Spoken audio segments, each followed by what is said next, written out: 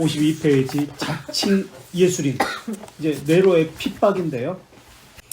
기독교 대형 핍박이 로마제국 황제 네로에게 시작되었다고 하지만은 그 전에도 핍박이 있었습니다. 핍박이 있었다는 말은 비공식적이었다는 개념이에요. 공식적으로는 네로가 첫 번째입니다. 비공식적이라는 것은 예를 들어서 칼리쿨라, 지난번에도 말씀드렸지만 칼리쿨라 황제 때 누가 죽었다고 그랬죠? 성경 인물?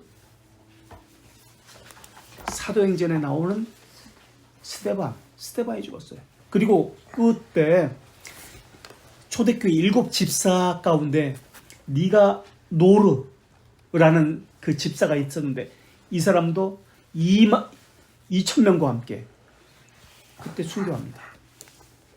순교한 이유는, 죽임을 당한 이유는 예수 그리스도께서 부활하셨다는 것을 증거했기 때문에, 복음을 전도했기 때문에 2,000명이 죽었어요. 공식적인 것은 아니었죠. 어쨌든 그런 공식적으로는 네로 때 64년에서 68년 6월 9일 날 자살하면서 생을 마감하는데, 그러면서 네로가 죽으면서 율리우스 크라우스 왕조가 끝을 맺습니다. 그리고 나서 네로 죽음 이후에는 혈통 중심이 아니라 혁명 중심이 황제가 등장합니다. 그래서 매번 죽이고, 그러니까 짧겠죠. 이전에는 혈통 중심이었기 때문에 오랜 기간 이제 왕 위에 있었다면 그 이후에는 혈통 중심이 아니라 혁명 중심이기 때문에 6개월도 좋고 1년도 좋고 계속해서 죽이고 왕이 되는 거예요. 기독교에 대한 핍박이 로마제국 황제 64년부터 있습니다. 네로에게 시작되었습니다. 그전에도 핍박이 있었습니다. 예를 들어서 사도행전에서 브리스길라와 아굴라가 사도행전 18장에 나오는데 클라우디우스 황제 때 추방을 당했다고 기록되어 있는데, 이것은 기독교인들과 유대인들이 함께 받은 것이기 때문에 공식적인 핍박이라고 하지 않습니다. 자, 네로의 횃불. 네로의 정식 이름이 너무 길어. 우리는 보통 네로 그러는데 네로 클라우디우스 카이사르 아우구스투스 게르마니우스예요. 다시 네로 클라우디우스. 왜냐면 클라우디우스 왕조니까, 이 혈통이니까 네로 클라우디우스 카이사르, 이 왕이라는 개념이잖아요. 카이사르 아우구스투스 존엄한 게르마니우스. 네로 클라우디우스 카이사르 아우구스투스 게르마니우스. 뭐 중요한 것도 아니니까 뭐. 어쨌든 이게 정식 이름이에요. 37년생입니다. 그래서 68년 6월 9일까지. 네로가 원래는 그 클라우디우스 황제 아들이 아니에요. 네로 엄마가 네로 12살 때 아그리피나인데, 아그리피나가 엄마인데 네로 12살 때 재혼합니다. 그러니까 클라우디우스 황제와 재혼을 합니다. 그래서 12살에 재혼해서 14살에 네로가 지방 총독으로 13살짜리 꼬매가 총독이 된 거예요. 지방 총독이 된 거예요. 그리고 14살에 총독이 됐고 16살에 자기 누나와 결혼해요. 이야, 참 의복 누나죠 물론. 그러니까 클라우디나와 결혼합니다. 자기 누나. 자기 이제 엄마는 재혼했고 원래 있던 그 자녀가 있을 거 아니에요. 결혼하는 거예요. 자기 누나와. 좀 그래. 하여튼 처음에는 말씀드렸듯이 정치를 잘했어요. 그 유명한 철학자 스승이 있었는데, 일반 철학에서도 유명한, 누구라고 기억이 나세요? 좀 센 사람이 있는데 누구예요? 세네카 지도를 받았기 때문에 처음에는 정치 잘했어요. 세금도 감면해주고, 격투기, 로마는 격투기가 유명하잖아요. 격투기 금지시켰어요. 사형제도 금지시켰어요. 인권에 대해서 강조해서 왕이었어요. 그래서 처음에는 왕으로서 훌륭한 왕이었어요. 그러다가 언제부터 좀 맛이 가기 시작했냐면 59년 22살 때, 자기 생일 때부터 얘가 조금 자기가 교만해진 거야. 칭찬받고 그러니까 교만해져가지고 자기를 높이기 시작하는 거야. 자, 네로의 횃불. 폴란드 화가 헬리크, 영어로 헬리, 영어로 헬리고 프랑스어로 앙리라고 하죠. 앙리. 헬리크 시에미 라드츠키, 폴란드 사람의 최고의 걸작 뇌로 횃불이라는 그림을 로마에서 1876년부터 그려 1879년 폴란드 국립박물관에 선을 보였습니다. 옆에 그림이 있죠. 이 그림이 지금 우리 책에는 조그맣게 나왔죠. 이게 사람 많아요. 사람 하나가 사람 많아요. 그러니까 엄청 큰 거예요, 이게. 실제 사람 크기만 해요. 그래서 뭐 1m 70이다, 1m 60이다, 1m 80이다 사람 키만하게 그렸으니까 이게 엄청나게 큰 그림이에요. 그리고 이 옆에가 지금 잘린 그림이에요. 옆에가 잘렸어요. 이 옆에가.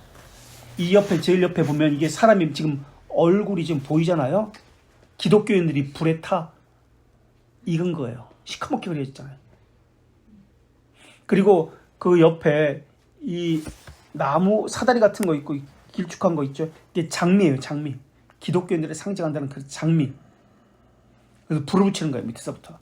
그래서 불에 타서 사람의 높이 좀 매달아 놓고 익어가는 거예요.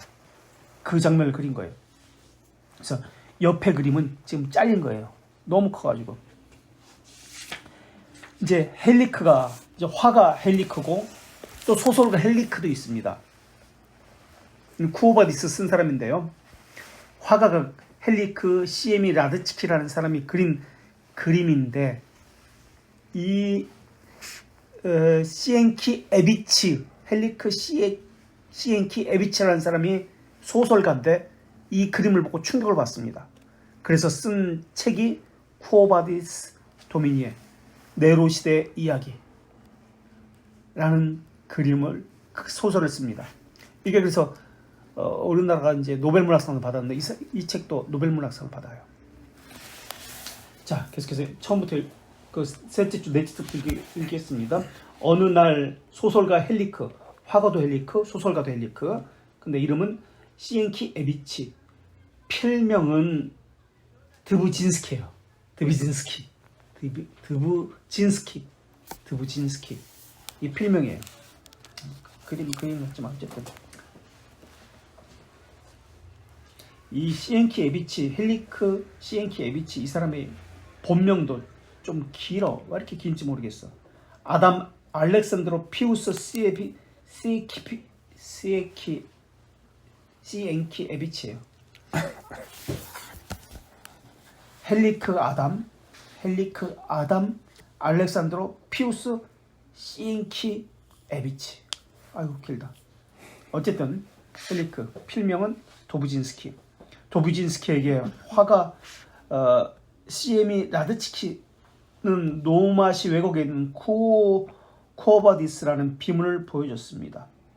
그는 로마에 머물면서 고대 로마의 생활과 역사에 관련된 그림을 그리는 유명한 화가였습니다. 그의 그림 중 네로의 횃불은 시엔키 에비치에게 보여줬을 때 그림을 본 소설가 시엔키 에비치는 크게 충격을 받았습니다. 그 그림은 바티칸 언덕 경사면에 있는 네로 정원에서 순교를 당하는 기독교인들의 모습을 담고 있었습니다. 그림을 본 시엔키 에비치는 충격을 받고 소설을 쓰기로 마음 먹습니다. 이 소설에서 베드로가 거꾸로 십자가 예수님처럼 자기 스승처럼 똑바로 달릴 수가 없다 가지고 영화에 보면 거꾸로 달려서 죽었다라고 나오잖아요. 사실일까요? 베드로는 로마에서 십자가를 거꾸로 달려 죽었습니다. 그렇게 알고 있죠. 소설입니다. 소설이에요. 이 책에 나오는 소설. 1900년도 소설에 나오는 것을 우리는 믿고 있습니다.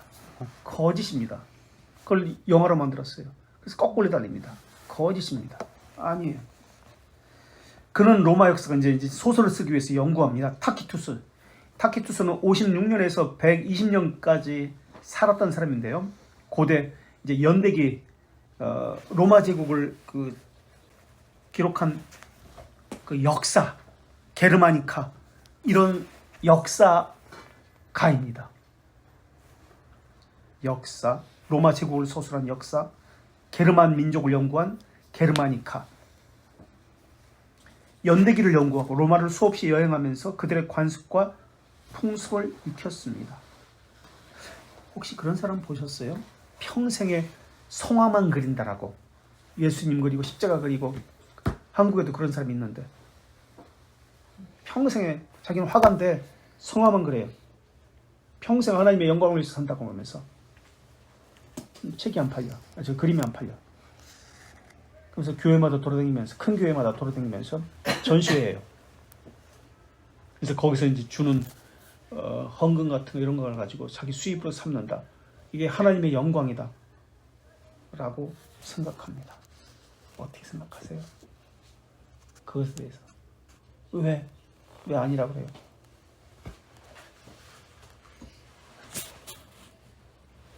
어떻게 생각하세요? 그 평생 그 순교자의 정신으로 그림 자신의 은사를 하나님의 영광을 위해서 사용하는 거 아니에요? 아니에요? 왜 아니에요? 왜 그렇게 생각해요?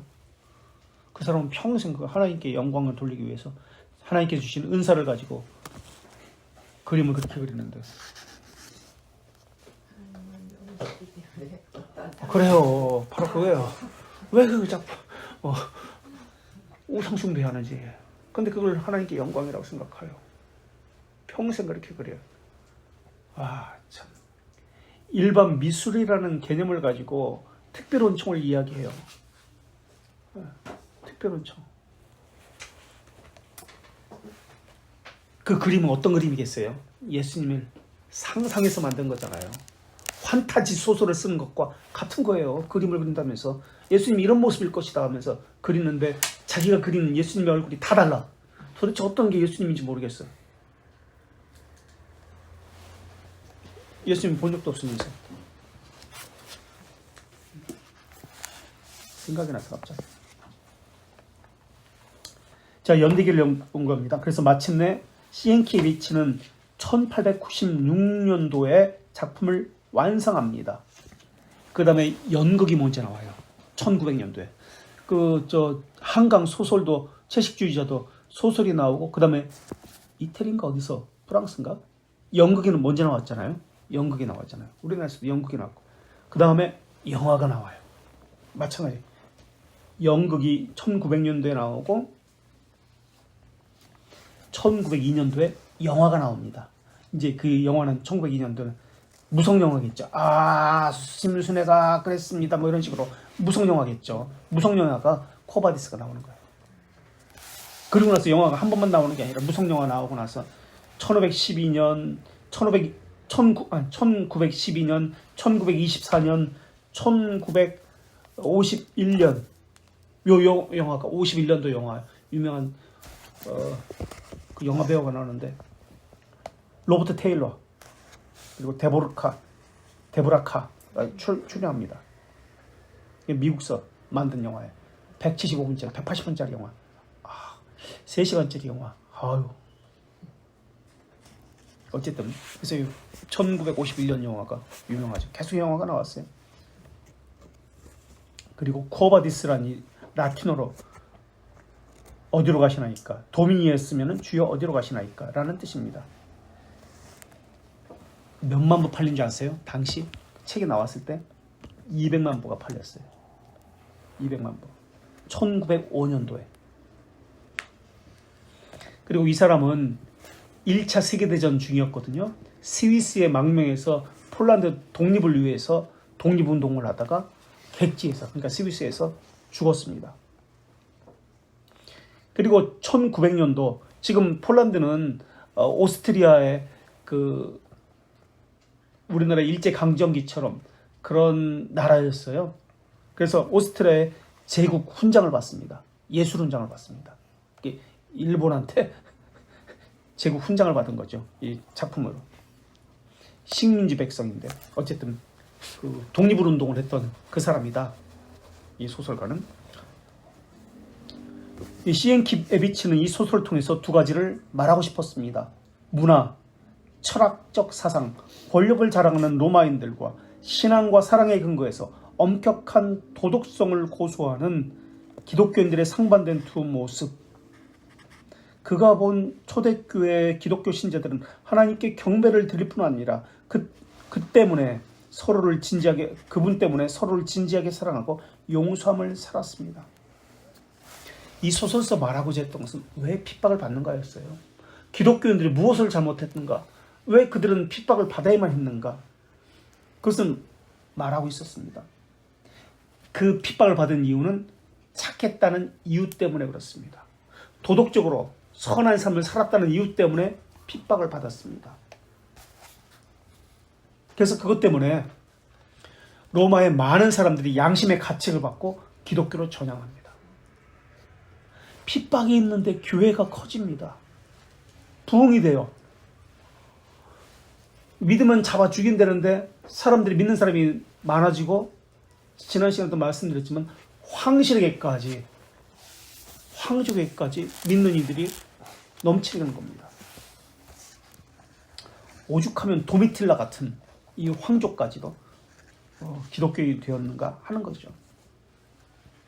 네로의 핍박 이후에 황제 가문까지 기독교인이 되는데 얼마나 걸렸냐면은, 네로 핍박이 64년부터 68년까지거든요. 근데 두 번째 도미티아누스 황제 때 90년부터 핍박이 시작합니다. 그러니까 68년에 끝났어요. 그 다음에 90년에 핍박이 돼요. 68, 90 빼기 68, 그럼 22년이잖아요. 도미티아누스 황제의 동생이 도미틸라예요. 그 30년이 안 걸려서 22년, 30년 만에 약 기독교인이 황제 가족까지 점령을 해버린 거예요. 22년 만에. 그런 상황이에요.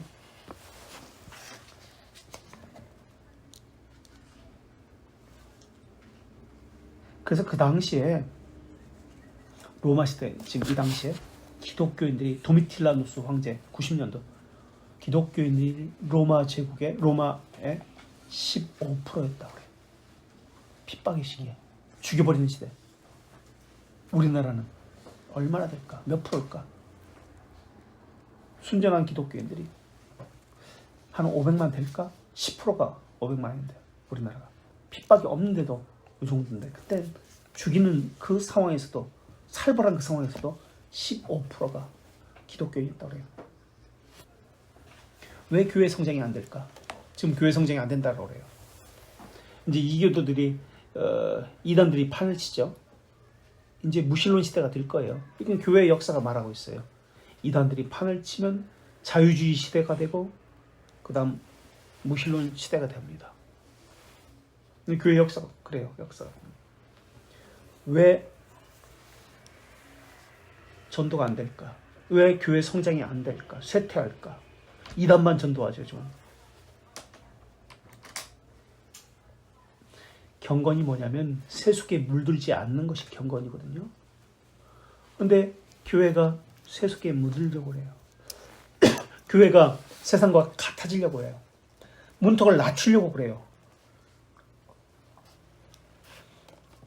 교회가 문턱을 높이면은 욕을 해요. 기독교인은 잘해야 욕을 먹는 사람들입니다. 무슨 말이냐면 못하면 욕을 안 먹어요. 그러니까 욕을 먹는 것은 잘한다는 뜻입니다. 제대로 하고 있다는 뜻입니다. 왜냐하면 세상 사람들은 자기와 같아지기를 원하기 때문에 그렇습니다. 그래서 받는 거 없어도, 주는 거 없어도, 하는 거 없어도, 이익이 안 돼도 쌍심지를 키고 욕을 해요. 교회를 대적하는 데에는 아주 발벗고 나서는 사람들이 세상 사람들입니다. 그래서 교회가 욕을 먹고 있다는 것은 못해도 욕을 먹지, 잘하고 있다는 증거입니다. 어쨌든 핍박의 시기에 교회가 성장합니다. 그 이유는 세상과 달랐기 때문에 그렇습니다. 신자가 세상과 달랐고요. 세속에 물들지 않았고요. 그래서 로마 황족들은 기독교인들하고 결혼하려고 했던 거예요. 그래서 기독교가 로마 황족까지 파고들 수 있었던 겁니다. 세상과 달랐기 때문에. 그래서 교인들은 세상 사람과 달라야 합니다. 그래서 세상과 동화되지 않았기 때문에 핍박을 받습니다. 소설에서 핍박을 받았던 그 이유를 설명하는데 이것을 설명한 거예요. 세속화되지 않았다. 그래서 핍박을 받았다는 거예요. 국가도 세상도 자기 쪽으로 사람들을 끌어당기려고 합니다. 그런데 끌어당기지가 않는 거예요. 왕의 말을 듣지 않는 거예요. 왕의 말을 안 듣는다는 것은 왕을 신이로서 섬기지 않는다는 의미예요. 그러니까 국가도 세상 사람도 자기 쪽으로 끌어당기는데 끌어당기지를 않는 거예요. 고집 부리는 거예요. 그래서 핍박하는 거예요. 이게 핍박의 이유라고 여기서 설명하고 있어요. 자기들과 같은 종자가 되어야 하는데 그렇지 않으니까 핍박한 거예요. 이제 근현대 교회사도 배우게 됐지만은 제임스 1세, 제임스 6세가 스코틀랜드 왕이었습니다. 근데 엘리자베스가 여왕이잖아요. 그리고 결혼도 안 했어요. 자식이 없어요. 죽자 이제 큰일 났어. 왕을 세워야 되는데. 그래서 그 친척 중에 스코틀랜드에 제임스 6세가 있습니다. 이 사람을 데려와서 제임스 1세라 부르고 스코틀랜드와 1603년부터 스코틀랜드와 영국이 하나의 국가가 됩니다. 지금까지. 그래서 이 제임스 6세가 제임스 1세로 영국의 왕을 되면서 스코틀랜드까지 다스리면서 이제 언약도 얘기를 하는데 넘어갑시다. 이 핍박을 하는 거예요. 자기 말을 안 들으니까. 자기가 왕이 돼서 교회를 다스리려면 교회의 머리가 왕이다라는 것을 이야기하려면 감독 정치를 해야 됩니다. 개혁신앙이 안 돼. 그것은 장로 정치거든요. 그것은 자기에게 이롭지가 않아요. 그래서 감독 정치로 무조건 하라고 명령을 해버립니다. 근데 이것에 대해서 반기를 들은 거예요. 스코틀랜드 교회가. 우리는 성경에 위배되는 것은 할 수가 없습니다. 성경에서 말하는 것은 장로 정치입니다. 우리는 개혁신앙을 가졌기 때문에 성경에 철저히 종속되어서 성경의 원리를 따라서 장로 정치를 합니다. 라고 했던 거예요. 그래서 이 제임스 1세와 그 이후에 왕이 된 찰스 1세가 다 죽여버리는 거예요. 그 언약들. 그 뿌리의 신앙을 가진 것이 우리예요. 그래서 에딘버러에 가면은 지붕 없는 교회가 있습니다. 지붕 없는 교회 한번 다음에 찾아보세요. 지붕이 없어요. 감옥인데 지붕이 없어요. 그 지붕이 없으니까 이 정도 돼요. 담장이 한 1m 한 80, 90 넘어갈 수 있어요. 누구든지 도망갈 수 있어요. 꼭대기가 없어요. 그 담만 있어요. 그 넘어가서 감옥을 나갈 수 있어요. 근데 안 나가요. 사람들이 다 죽어버립니다. 거기서 추위, 배고픔에 그 언약도들이에요. 그게 지붕 없는 감옥이라고 유명합니다. 어쨌든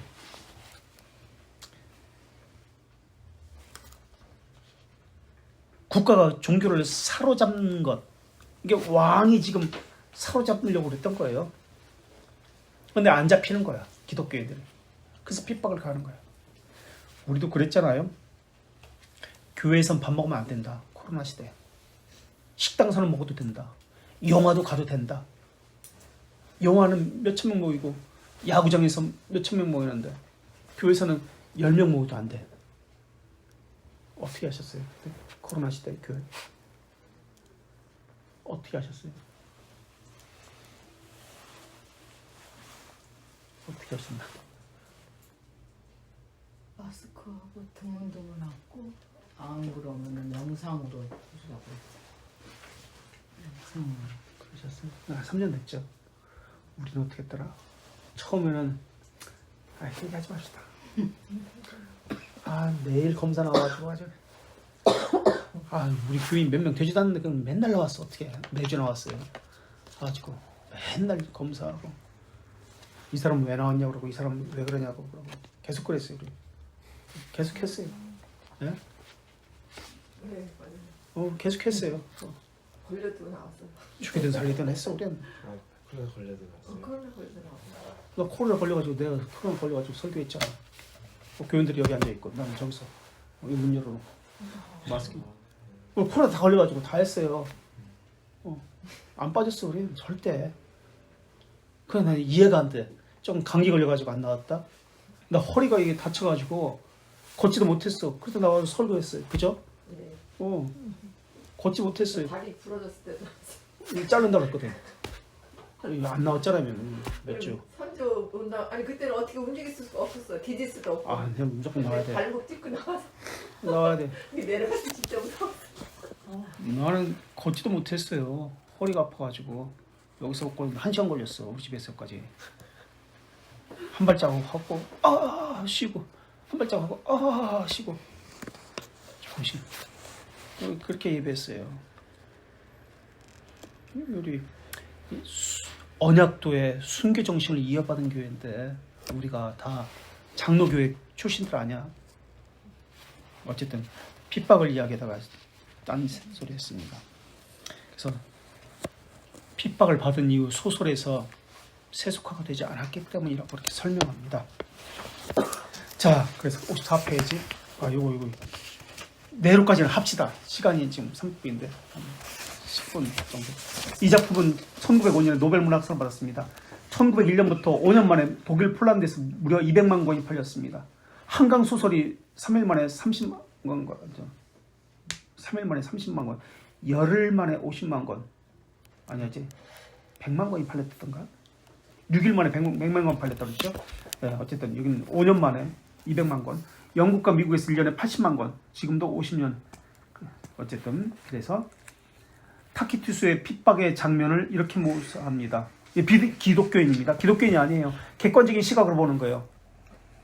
연대기의 저자, 기독교인들은 진멸하는 장면을 스포츠 보듯 검투사 사자와 싸우게 했죠. 그래서 사자를 20마리를 풀어놓습니다. 궁균. 그리고 200명, 300명을 이제 광장에 딱 풀어놓습니다. 그 경기장에. 그리고 잡아먹도록 하는 거예요. 막 사자를 뛰어다니면서 몇백 명을. 근데 기독교들은 그 자리에 앉아가지고 기도했어요. 매일 그냥 한 거예요. 원형 경기장에 모아놓고.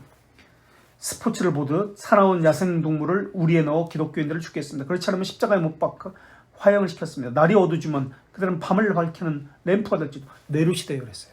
그래서 로마 시내가 항상 밤마다 환했대요. 가로등이 필요 없어서. 화양당했기 때문에. 네로는 이런 광경을 대중에게 보여주기 위해서 자신의 정원을 공개했고 서커스 게임을 했습니다. 아무리 그들이 범죄를 저질렀다 하더라도 사람들을 형벌을 당하는 자들을 보며 동정했습니다. 그들의 양심의 가책을 받은 것은 아니지만 난폭하고 잔인한 한 사람에 의해서 형벌을 당하는 것이기 때문에 기독교인들을 불쌍히 여겼습니다. 스테반이 이제 칼리굴레에 숨겼고 왜 핍박을? 네로가 기독교를 핍박하게 된 것은 로마시에 불태운 방화법이라는 누명을 씌웠습니다. 네로 시대에 죽은 사람 바울 베드로죠. 그래서 기독교인들이 욕먹기 싫다는 것은 잘못된 거예요. 개들에게 물려서 죽는 장면을 한번 상상해 보십시오. 사자에게 먹잇거리가 되었습니다. 55페이지. 한밤중에 이제 불이 났다. 그래서 로마시의 14개 지역 중에서 4개 지역에 불탔고 7개 지역은 화재 피해를 입었습니다. 불길은 팔라티누스, 영어로 팔라틴입니다. 여기서 나온 단어가 팔찌라는 단어입니다. 팔찌. 유대인 지역이에요. 근데 유대인 지역만 안 난 거예요. 유대인 지역과 또 카일리우스 언덕에 인접한 키리쿠스 지역에 있는 조그만 상점에서 시작되었습니다. 아니 제가 잘못 얘기했네요. 팔찌, 팔라티누스 팔찌. 당시에는 집들이 벽이 없고 많은 사람들이 운집하고 있던 로마시는 순식간에 불탔습니다. 그런데 공교롭게 맞네요. 기독교인들이 살고 있었던 팔찌, 팔라티누스 지역은 불에 타지 않았습니다. 화재 소식을 듣던 네로는 이 소식을 책임을 기독교인에게 돌렸습니다. 그리고 밑에서 8번째, 10번째 줄. 그들은 여성 기독교에 있던 디르케를 팔로 묶은 채 클레멘트 1 서신에 나옵니다. 물항아리에 넣고 질식사시키려 했지만 왜냐면 기독교인들은 세례를 받기 때문에 물속에 넣고 익사시키려고 죽이려고 했던 거예요. 근데 죽지 않으니까 이제 선착순 몇 명 시킨 거예요. 군대처럼. 그럼 먼저 온 사람들은 살려준다고 그렇게 뜀박질 시켰습니다. 달리기를 시켰습니다. 그 달리기에서 승리한 자는 석방시켜야 된다고 제안했습니다. 그러나 죽였습니다. 성경은 애매하게 고난을 받는 기독교인들에게 경의를 표합니다. 그들은 죽을 때에도 찬송을 불렀습니다. 바울과 실라가 칠흑 같은 감옥에서 찬송을 부르고 기도했듯이 말입니다. 그리스도께서는 스데반이 죽도록 돌에 막는 모습을 솟아보고 계셨습니다. 지금 그들은 나곤의 성들과 함께 있습니다. 마사다 전투도 66년 네로 시대에 일어났습니다. 마사다 전투. 이스라엘에 있어서 마사다 전투는 엄청난 영웅입니다. 마카비 가문 73년에 함락됩니다.